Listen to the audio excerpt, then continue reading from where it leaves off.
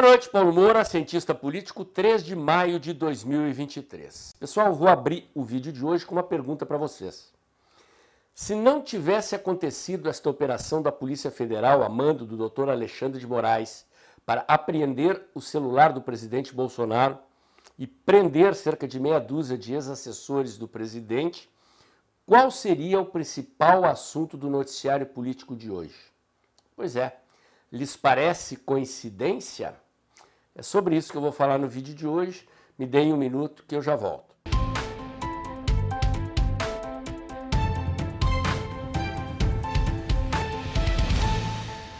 Pessoal, antes de entrar no assunto, tradicional recadinho de abertura do vídeo, quero agradecer as pessoas que já começaram a fazer as doações do Pix do início de abril. Vocês sabem que eu estou na batalha para manter o canal. O canal fez 3 anos, agora no dia 1º de maio.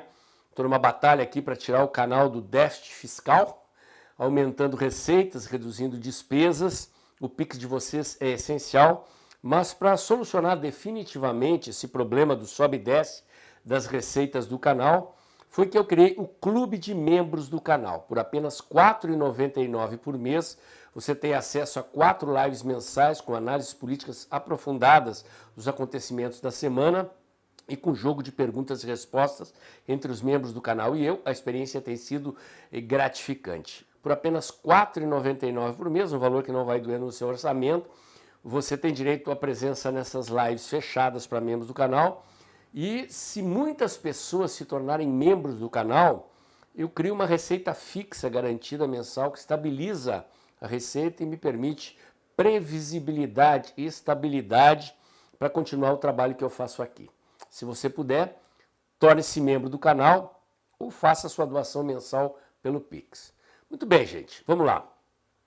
Abram a grande angular do tempo e observem esse último período, diria os últimos 15, 20 dias da conjuntura política. Quais foram os principais fatos desse período? O primeiro deles, o mais importante, foi a onda de mobilização da direita brasileira contra o PL da censura. Foi visível para quem observa profissionalmente as redes sociais, para quem, como eu, estou dentro de uma centena de grupos de WhatsApp, de Telegram, de Facebook, observando diariamente o comportamento da direita brasileira, a mobilização em defesa da liberdade e pela reprovação desse projeto que iria instituir a censura na internet brasileira. O segundo fato importante foram as manifestações acontecidas no dia 1º de maio. Foram manifestações pequenas, ninguém tinha expectativa que fossem grandes, mas elas aconteceram pontualmente em várias cidades do Brasil, coincidindo com essa mobilização da direita contra o projeto de instituição da censura na internet brasileira. E o terceiro fato foi a impressionante recepção do presidente Bolsonaro na AgriShow em Ribeirão Preto no último dia 2. 3 fatos políticos que comprovam o quê?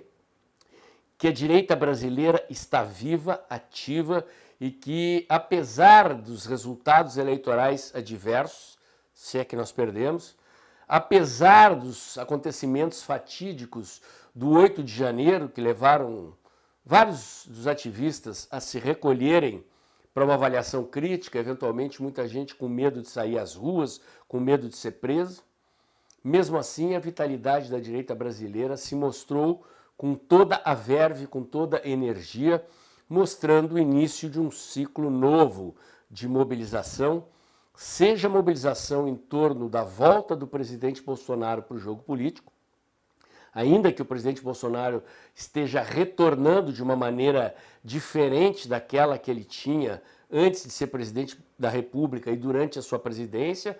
O presidente vai ter uma postura mais discreta, digamos assim, se é que o termo se aplica, vai viajar ao Brasil em eventos parecidos com esses da AgriShow, sem ser digamos assim, um ativista partidário, um organizador e um articulador.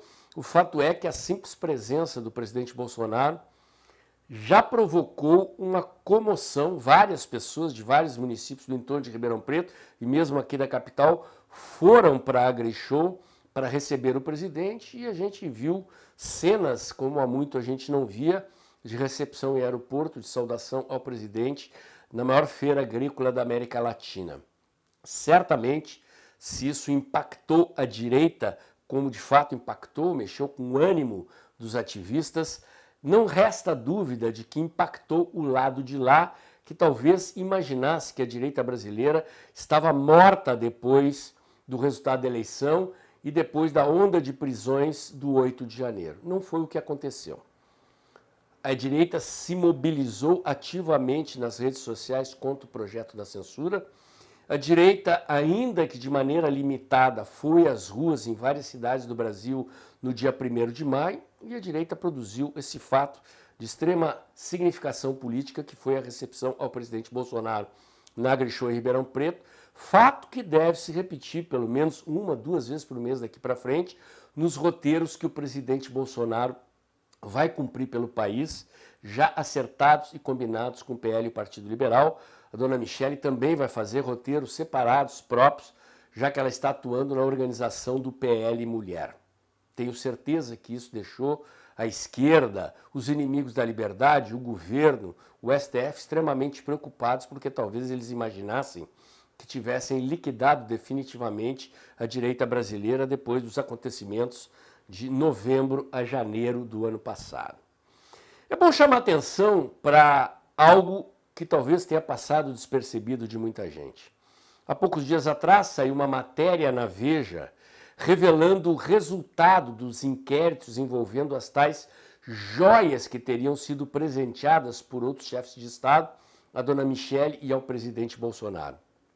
A revista Veja teve acesso aos inquéritos e a investigação, como já era de se esperar, não vai dar em nada.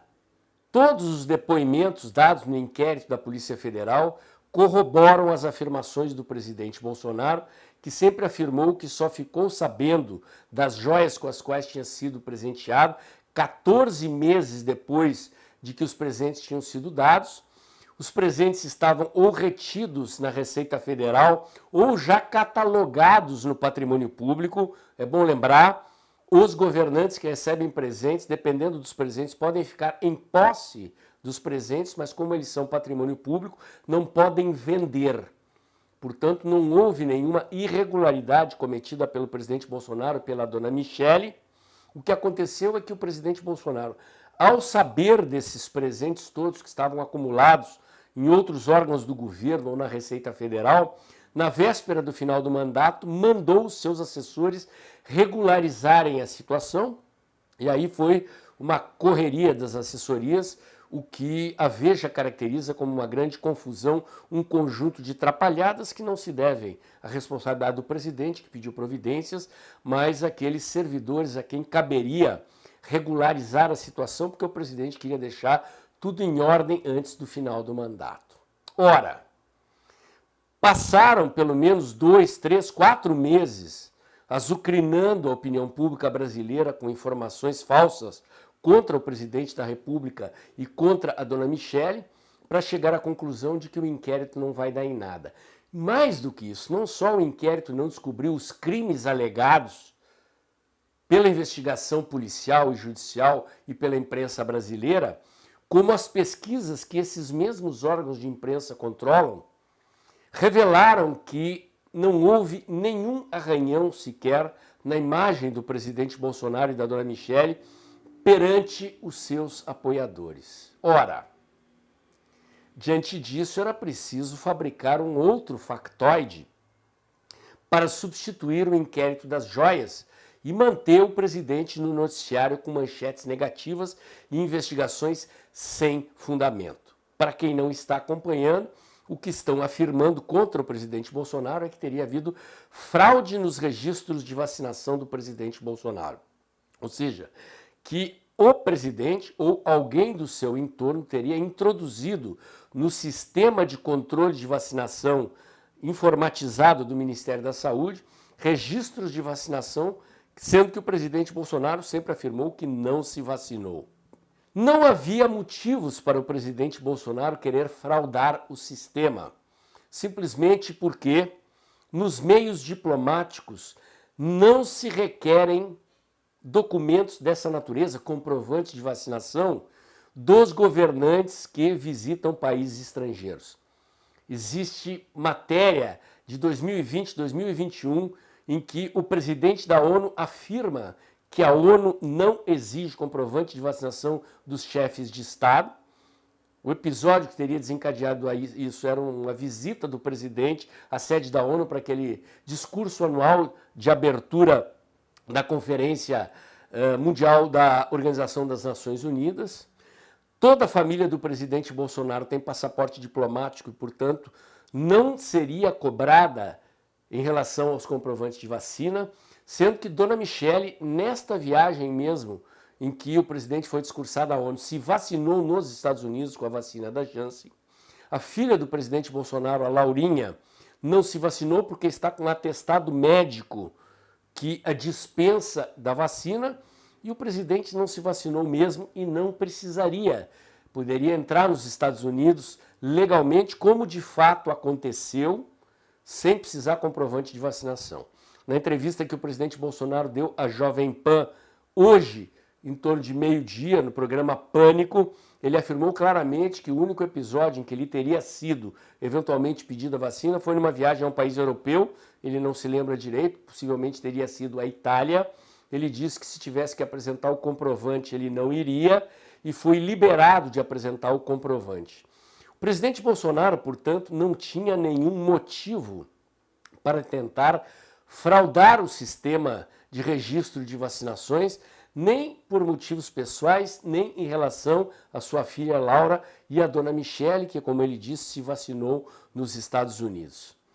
Portanto, se o presidente não tinha motivos para isso, se os familiares do presidente não tinham motivos para isso, e se alguém tentou fraudar o sistema, possivelmente, a investigação terá que comprovar isso, foi alguém tentando envolver o presidente Bolsonaro nessa controvérsia.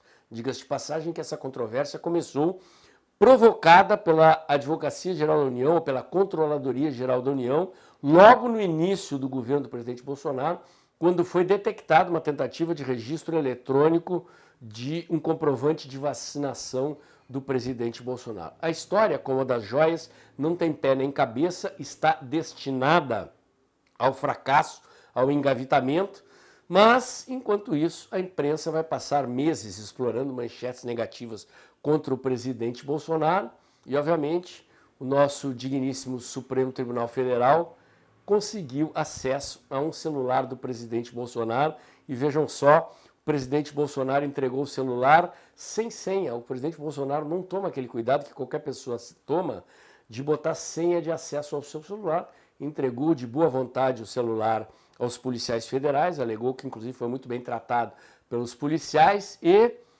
ponto final, pelo menos ponto final para nós. Como eu disse, a imprensa brasileira e os inimigos da liberdade vão tentar explorar esse assunto durante meses até que o assunto se esgote e eles inventem outro. Tudo não passa, portanto, de uma cortina de fumaças, porque o que ficou claro é aquilo que eu vinha dizendo nos meus vídeos anteriores.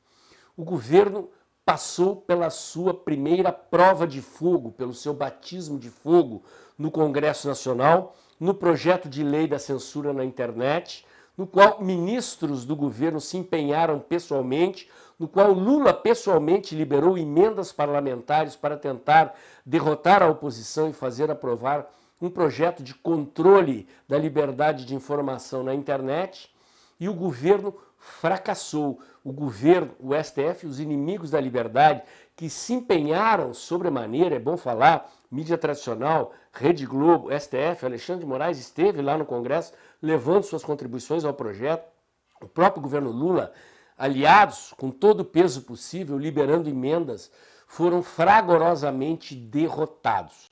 O fato de que tenham evitado a votação é a prova da derrota, só não quiseram consubstanciar a derrota. É possível, inclusive, que esse projeto não volte tão cedo ou não volte enquanto Arthur Lira for presidente da Câmara dos Deputados, porque o seu destino será a derrota. Possivelmente, talvez, o governo tente modificar o projeto, tente ir às compras na Bacia das Almas para tentar virar o voto de alguns parlamentares, mas me parece que a convicção dos parlamentares em defesa da liberdade se sobrepôs ao jogo de compra de apoio no Congresso pelos expedientes que nós sabemos quais são. O governo, portanto, foi fragorosamente derrotado. Aliás, não só o governo, seus aliados, aqueles a quem eu chamo de inimigos da liberdade. E esse episódio envolvendo a apreensão do celular do presidente, a prisão de 6 dos seus ex-assessores, foi nada mais, nada menos do que uma cortina de fumaça para encobrir a ascensão da direita na cena política brasileira nos últimos dias, a volta do presidente Bolsonaro para o jogo e a derrota do governo Lula e seus aliados na votação do PL da censura.